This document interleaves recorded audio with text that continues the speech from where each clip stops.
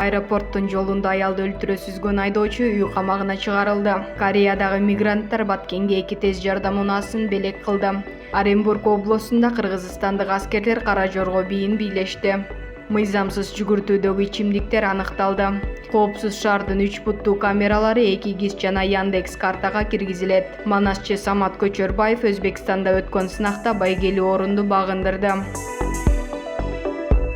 Россиянын Оренбург облусунда Шанхай кызматташтык уюмунун машыгуусунун алкагында Кыргызстандын маданият күнү өткөрүлдү. Бул тууралуу Коргоо министрлиги билдирди. Анда кыргызстандык аскерлер концерттик программа даярдап, көпчүлүктүн купулуна толгон Кара Жорго бийин бийлешкен. Ошондой эле концерттик программада кыргыз, орус жана кытай тилдериндеги ырлар жаңыргандыгы айтылды. Мындан сырткары коноктор үчүн майрамдык кече тамак уюштурулуп, кыргыз ашканасынын салттуу азыгы болгон борсок, тандыр нан, беш бармак сыяктуу тамактар коюлган. Жалал-Абад облусунда жүргүзүлгөн рейдтин жыйынтыгында жалпы наркы 1,854,000 сомду түзгөн мыйзамсыз жүгүртүүдөгү алкоголдук ичимдиктер аныкталды. Мамлекеттик салык кызматынан билдиргендей, аталган мекеме УКМКнын кызматкерлери менен биргеликте жүргүзүлгөн рейдтин жүрүшүндө Жалал-Абад шаарында күмөндүү акциздик маркалар жана алкоголдук продукцияларды мыйзамсыз сактоо жана сатуу фактысы аныкталган. Натыйжада жалпы наркы 1,854,000 сомго бааланган ар кандай аталыштагы 6,689 бөтөлкө алкоголдук ичимдик табылган. Алардын сатуу иштери менен алектенген жарандардын ишине чектөө коюлуп, аныкталган алкоголдук продукциялар өлкө мыйзамдарына ылайык чара көрүү үчүн УКМКнын тиешелүү аймактык органына өткөрүлүп берилгендиги кабарланды.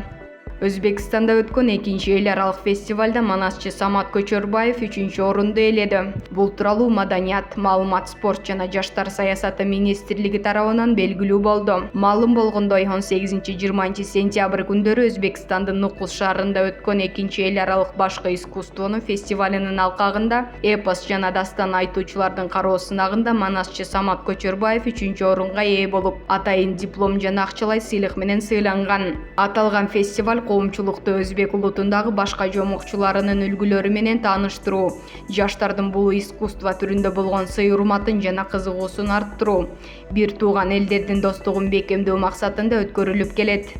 Манас аэропортуна бара жаткан жолдо аялды сүзүп кеткен мотоциклдин айдоочусу үй камагына чыгарылды.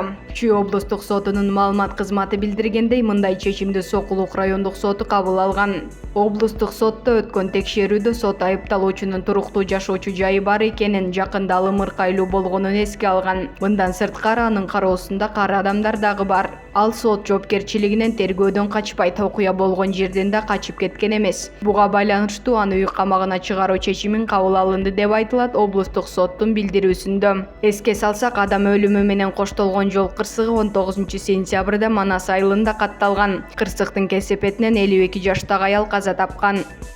Түштүк Кореянын Инчхон шаарында иштеп жүргөн кыргызстандыктар Баткен облусуна 2 тез жардам унаасын белек кылды. 25 мигранттын демилгеси менен кыргызстандык жаштардын тобу Баткен облусуна 2 тез жардам унаасын жана балдар үчүн оюнчуктарды жөнөтүшкөн. Тез жардам унаасы бардык керектүү жабдыктар менен жабдылган. Санариптик өнүктүрүү министри Дастан Догоев Экигиз жана Яндекс мобилдик тиркемелерине коопсуз шаар долбоорунун 3 буттуу көчмө аппараттары кайсы жерде турганын эскертип турган функция киргизилерин билдирди. Жогорку кеңештин 21 сентябрында өткөн транспорт коммуникациялар, архитектура жана курулуш боюнча комитетинин жыйынында Экигиз жана Яндекс картаны колдонсоңуз, жолдун кайсы жеринде коопсуз шаар долбоорунун камерасы бар экендигин айтып турат. Бирок мобилдүү көчмө аппараттар тууралуу маалымат жок. Эми алар аны да киргизебиз деп жатышат, деп билдирген.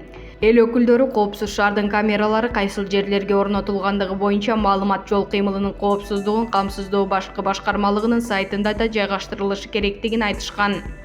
Санариптик өнүктүрүү министри Дастан Догоев Экигиз жана Яндекс мобилдик тиркемелерине коопсуз шаар долбоорунун 3 буттуу көчмө аппараттары кайсы жерде турганын эскертип турган функция киргизилерин билдирди. Жогорку кеңештин 21 сентябрында өткөн транспорт коммуникациялар, архитектура жана курулуш боюнча комитетинин жыйынында Экигиз жана Яндекс картаны колдонсоңуз, жолдун кайсы жеринде коопсуз шаар долбоорунун камерасы бар экендигин айтып турат. Бирок мобилдүү көчмө аппараттар тууралуу маалымат жок. Эми алар аны да киргизебиз деп жатышат, деп билдирген. Эл өкүлдөрү коопсуз шаардын камералары кайсыл жерлерге орнотулгандыгы боюнча маалымат жол кыймылынын коопсуздугун камсыздоо башкы башкармалыгынын сайтында да жайгаштырылышы керектигин айтышкан.